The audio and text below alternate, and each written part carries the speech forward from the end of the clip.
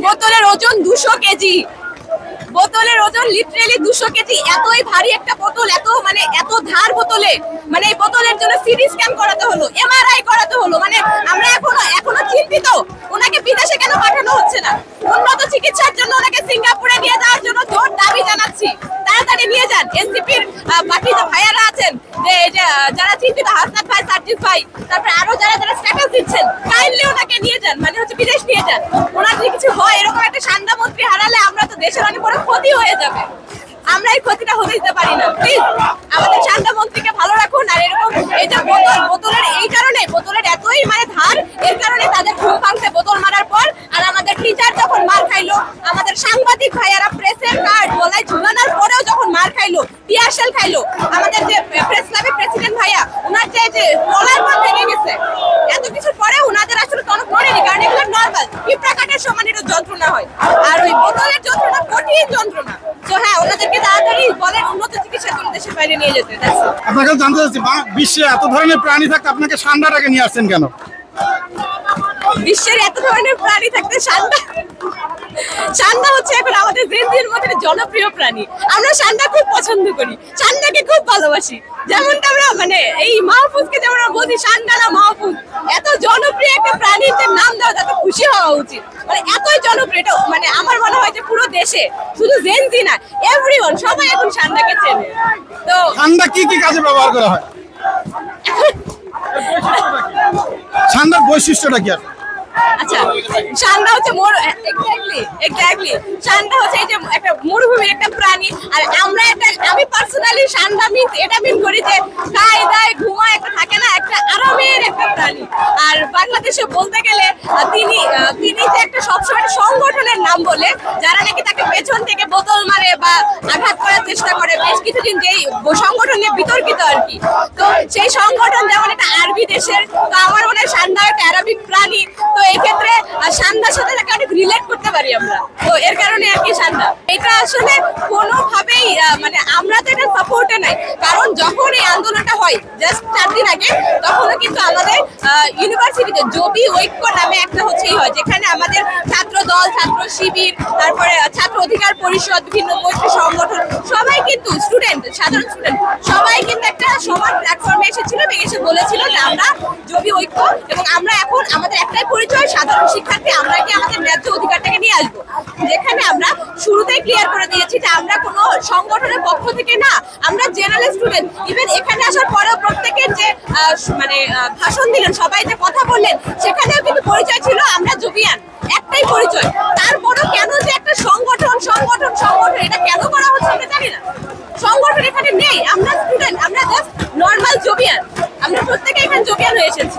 Even যে বোতল মারা ইনসিডেন্ট, সেই ছেলেটাও কিন্তু একজন সাধারণ শিক্ষার্থী, আমাদের অনেক ব্যাচের মোস্ট জুনিয়র একটা ছেলে।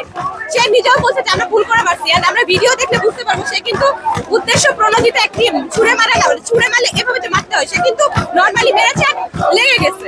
তো এখন এটাকে যদি কেউ রাজনৈতিক ভাবে নিয়ে জবিয়ানের উপর হামলা করে, আমরা কিন্তু সেটাকে ভালোভাবে নেব। এটা কিন্তু অ্যাকচুয়ালি আমরা বারবার স্বীকার করছি, ছেলেটা সেটা কিন্তু ক্ষমা চেয়েছে সবার কাছে।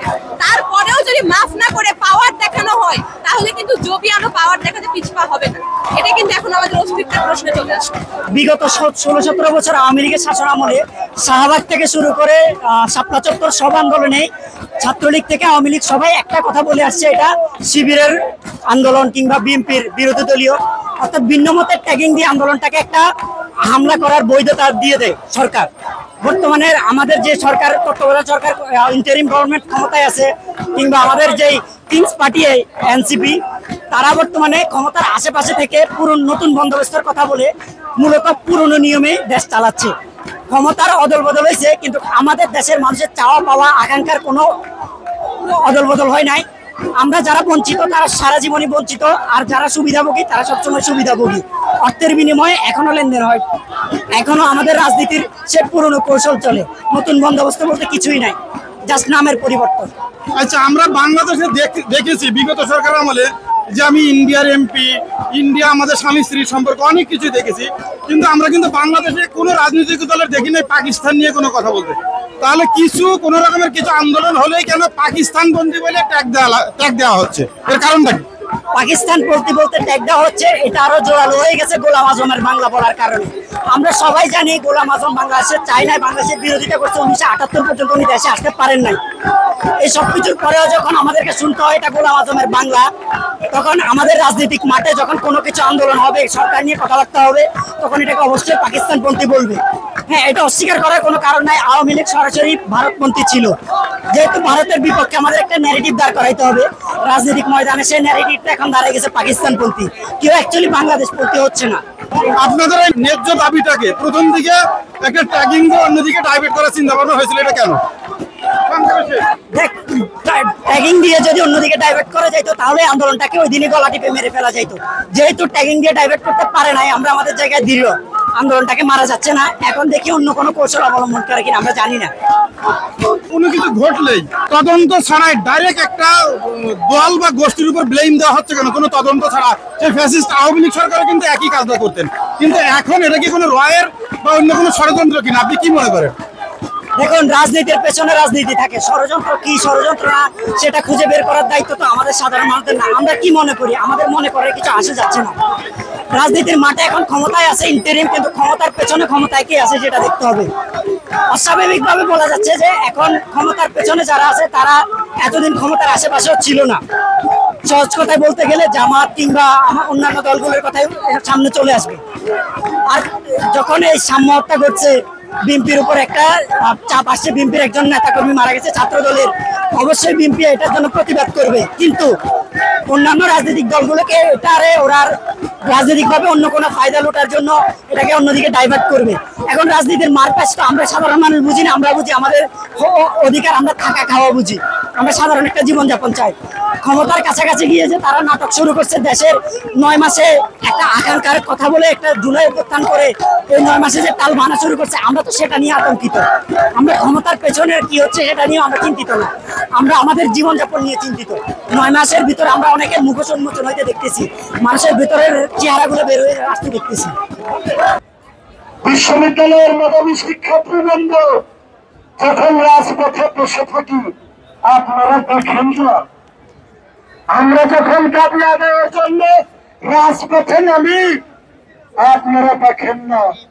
আমরা যখন ইউজিসিতে গিয়ে আমাদের দাবি জানিয়ে আসি, সেই খবর আপনারা রাখেন না। আমরা যখন শিক্ষা মন্ত্রণালয়ে গিয়ে একটি বৈঠকের জন্য সময় চাই, সেই খবরও আপনারা রাখেন না, সেই খবরও আপনারা রাখেন না। আমাদের সাংবাদিকদের উপর যখন হামলা হয়, সেটিও আপনারা দেখেন না। আমাদের গোয়েন্দার উপর যখন হামলা হয়, সেটিও আপনারা দেখেন না। আমাদের ভাইদেরকে যখন হাসপাতালে ভর্তি হতে হয়, সেটিও আপনারা জানেন না।